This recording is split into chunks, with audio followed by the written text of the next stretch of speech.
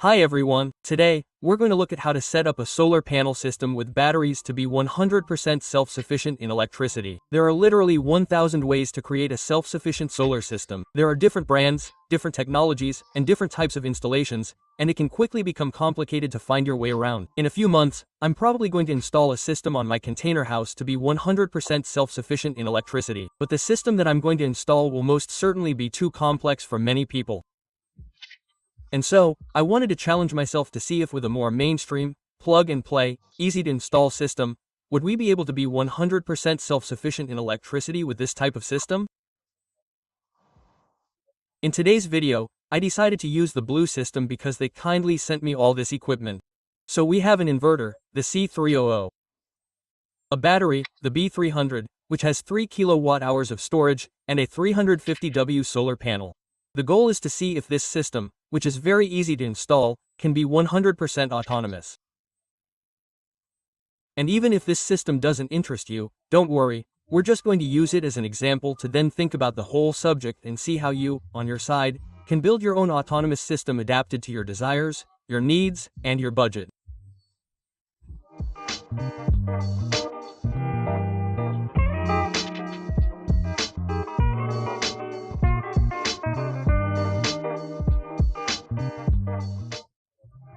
The first and most important question is, what is your consumption, or what will your consumption be in your future home? For those who have a Linky meter, it's going to be very simple. You take your phone, you install the LECTRICITE application, and you will be able to see very precisely the annual, monthly, and even daily consumption of your home. This data is extremely valuable. For example, I can see that my girlfriend consumed exactly 65 kilowatt-hours of electricity in her apartment. So it's a standard 41 square meters apartment with a dishwasher, a washing machine, electric hobs, and all the modern conveniences. We can also analyze this consumption in detail, and we see that 38% of her consumption is related to household appliances, 23% to lighting, 22% to hobs, and 16% to screens. We can see that these 65 kilowatt-hours cost her €13.41, or €0.2063 per kilowatt-hour, plus €11.93 for her EDF subscription. All this for a total of €25.34. We can also look at the daily consumption, and we see that it varies between 1 and 3 kilowatt-hours. And if we zoom in even more, we can see the consumption per 30-minute period. And this allows us to see that it consumes most of its electricity from 7 p.m. onwards. So when there is more sun and you will need to draw energy from batteries. If you don't have a Linky meter, that's not a problem. You can buy smart plugs that monitor your consumption. You put them where you plug in your devices, and that allows you to track how much they consume. It is really important to have this very precise data, because knowing exactly how much you consume is essential to being 100% self-sufficient in electricity. Be careful, this is a very important point. Your consumption may not be the same in summer or in winter. In my friend's case, she uses a gas heater. She also has a gas heater. So normally her consumption should be the same regardless of the season. We can estimate that it will perhaps increase a little in winter because it will use the lights or the television a little more, but overall it will be about the same. Unfortunately, if you want to heat your home with electricity, 100% autonomy will be very difficult to achieve because your electric heating, even a heat pump, wink wink, will still consume a lot of energy at a time of year when your panels will produce very little. So, sorry to disappoint you, but 100% autonomy with electric heating is out of the question. In any case, to be self-sufficient in electricity all year round, we have two choices. The first is to buy a lot of solar panels and a lot of batteries to be able to produce what we need in winter, but overproduce a lot in summer. Or the second option is to considerably reduce our needs in winter. In winter, for example, here's a really simple tip. You can turn off your fridge and use an LTEC fridge that you place outside your home, and that will help you preserve your food. You can also choose to wash your dishes by hand on days when there's not much sun, so you don't have to use your dishwasher, or wash your clothes by hand if there's really not much sun. You can also use another tool called a Norwegian pot. Basically, the principle is simple. You're going to boil your water on your stove. Then, you're going to put your rice in it, for example. You're going to take your saucepan and put it in an insulated box. This will allow you to continue cooking and cook your rice in 20 minutes instead of 10, but without using any additional energy. So, this is a very, very interesting way to considerably reduce the energy used by your hob. There really are a whole bunch of solutions out there to reduce your energy consumption without compromising your quality of life. And I'll show you all about that in a documentary that will be released on the YouTube channel in September. Subscribe if you don't want to miss it.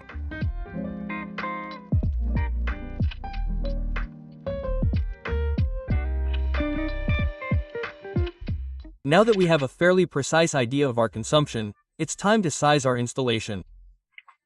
I suggest that for the example, we continue to use my girlfriend's apartment because I have precise data. So that will allow me to avoid making theories about the moon. And what's more, my girlfriend has a 41 square meters apartment with all the modern comforts. Anyway, that's a good representation of the consumption of an average person. Solon, you're an average person. Let's start with the choice of solar panels. I'm going to use a simulator set up by the European Commission to find out what my solar panels would produce. I'll start by indicating where I live because the site has fairly precise data on the sunshine in my city. I then indicate the power of the solar panels, let's say 1.6 kilowatts, that is to say 400W panels. I click on View Results and I get an estimate of the production of my solar panels month by month. The most important thing is that my panels produce enough energy in January and December so that I can be self-sufficient in electricity, even during the worst winter months. With 1600W solar panels, we see that I will produce 70 kilowatt-hours in December and 78 kilowatt-hours in January. So theoretically enough electricity to meet 100% of my needs for these months. And here, as I was telling you earlier, we can see it very clearly on the graph, to produce enough in winter, well, we have a system that produces 3 times too much in summer, but we will see later that it is not so bad. Last point on solar panels, it will be the question of orientation. So, in summer, the optimal orientation is 35 degrees to capture the sun's rays, which are very high in the sky. In winter, it's more like 60 degrees to capture the sun's rays, which are lower.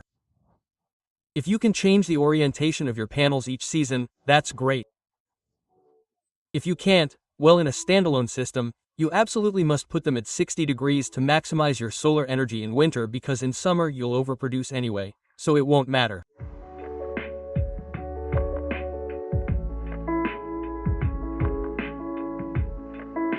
Now that we have our solar panels, we need our batteries, an essential element to be autonomous. There are 2 main technologies: lead-acid batteries, also called gel batteries, and lithium batteries. Gel batteries are very affordable to buy, but they have limited capacities. They can't be discharged more than 50% and they have a lifespan of around 1,200 charge cycles if you never go below 50%. Lithium batteries are much more interesting in my opinion. They are certainly more expensive to buy, even if the difference is tending to narrow, but they can withstand up to 80% discharge and have a lifespan of around 5,000 charge cycles if you do not go below 20%. To give you an idea, gel batteries are about half the price of lithium batteries to buy.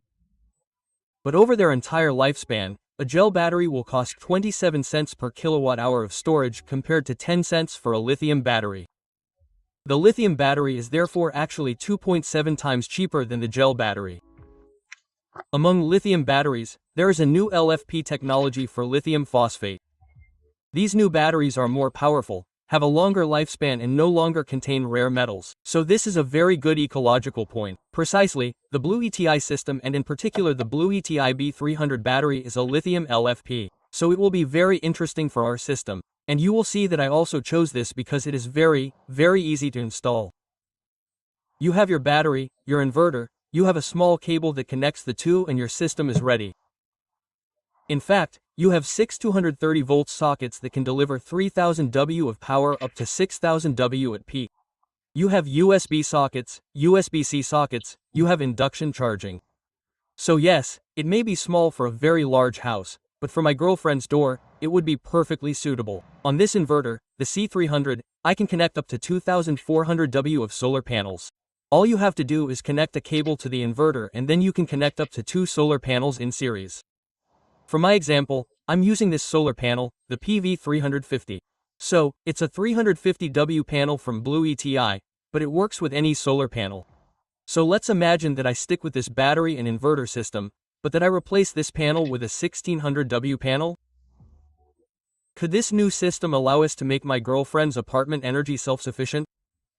As we saw on ELO, my girlfriend needs 2 kilowatt-hours per day, so the 3 kilowatt-hours battery is more than adequately sized. In terms of solar panels, we have 1600W in summer, no problem. In an hour and a half, it will have produced what it needs for the rest of the day.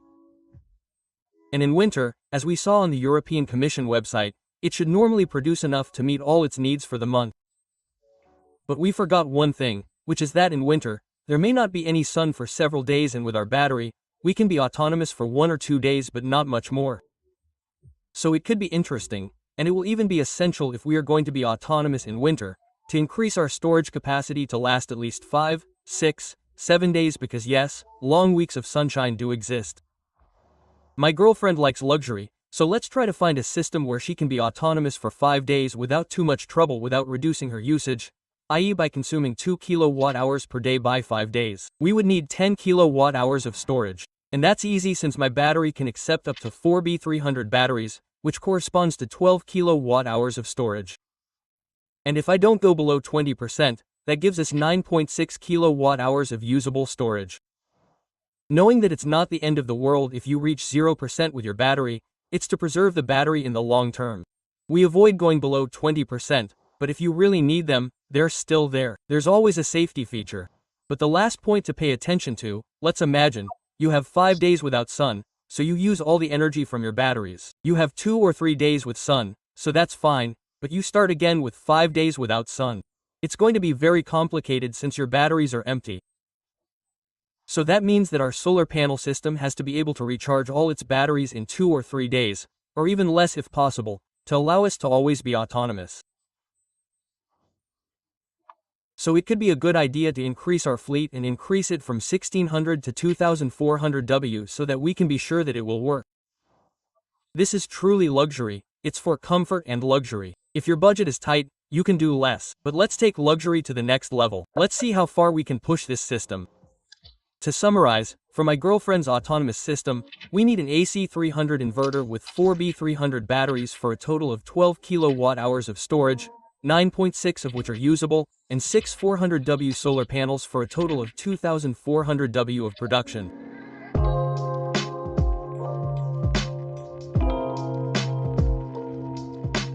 And now we're going to see how much this installation costs. You can warm your wallets. Let's go!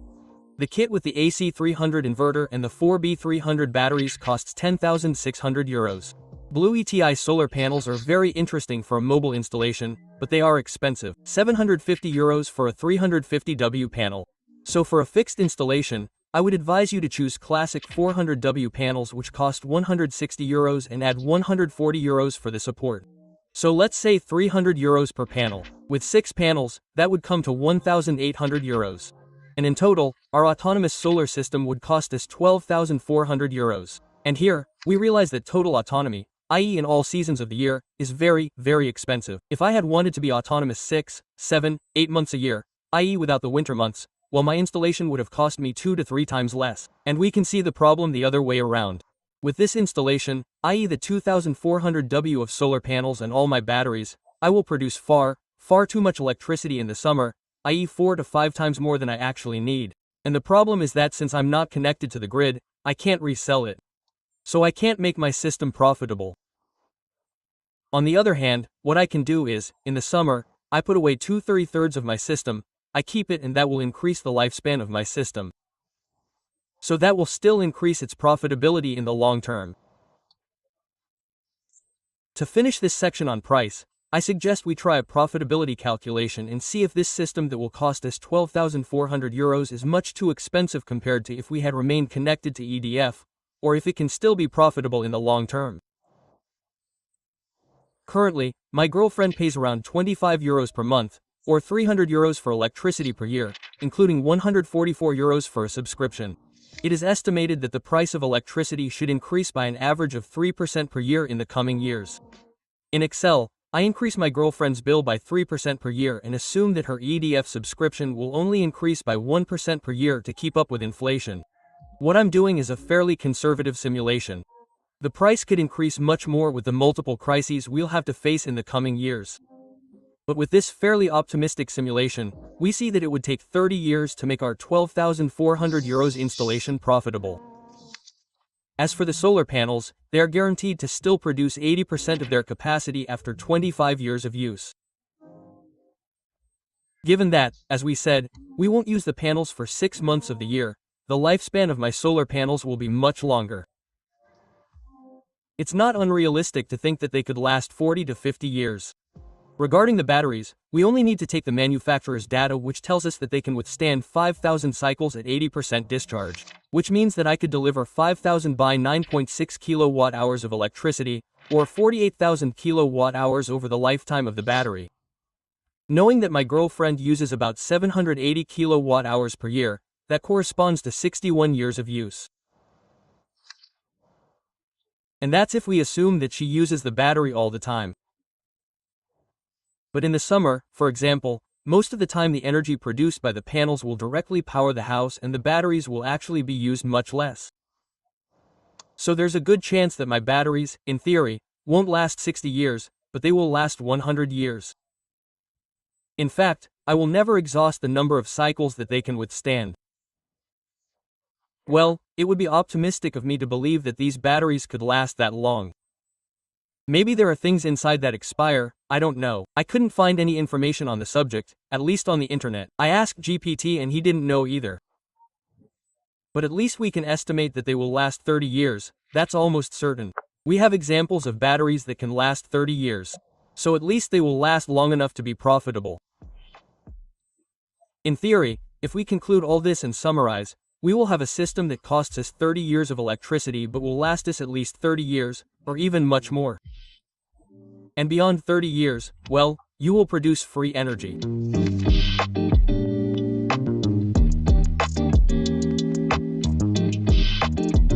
But why am I telling you all this? Here we are coming to the conclusion of this video. Why am I telling you this? Do I absolutely want to sell you Bluetti batteries? No, I don't care. I don't get a commission on that. So buy whatever you want.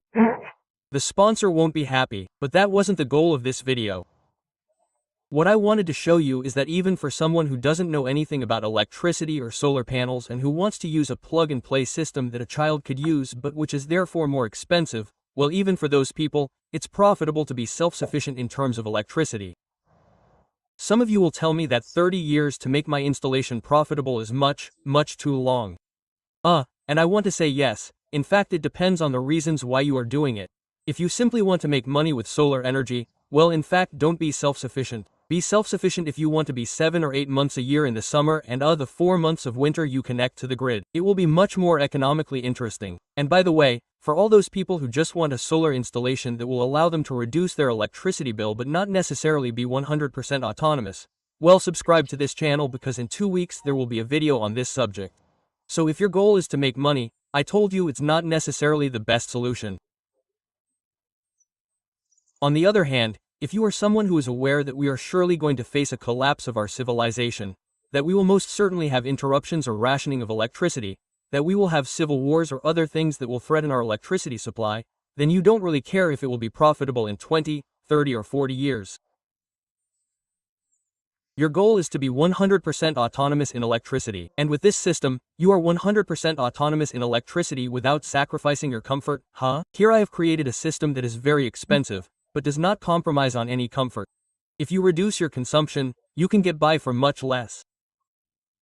But if you want to be autonomous, in fact, in 30 years with a plug-and-play system, you will be autonomous and it is profitable. So I find it very interesting. Solar panel and battery technologies are evolving very quickly. I follow it very closely and I must admit that in a few years, there will be batteries and solar panels produced locally without rare earth elements, in a much more ecological way. We will also have much more powerful panels or batteries with a longer lifespan and that will cost less. So, the future looks very interesting. Even if I do not really like to put the fate of humanity in the hands of technology, it is more because of technology that we have destroyed our planet. So, we have to be careful, but it is still exciting to see what we are capable of creating. In any case, the best solution, and this will be the final word, is to reduce our consumption as much as possible and then find the best way to produce what we really need. That was Julien. Thank you for watching this video until the end. I hope you learned a lot from it. Feel free to debate and discuss it in the comments, and correct me if I made any mistakes. That's it, let's continue. Let's talk about solar energy. There will be other videos on the channel. See you soon.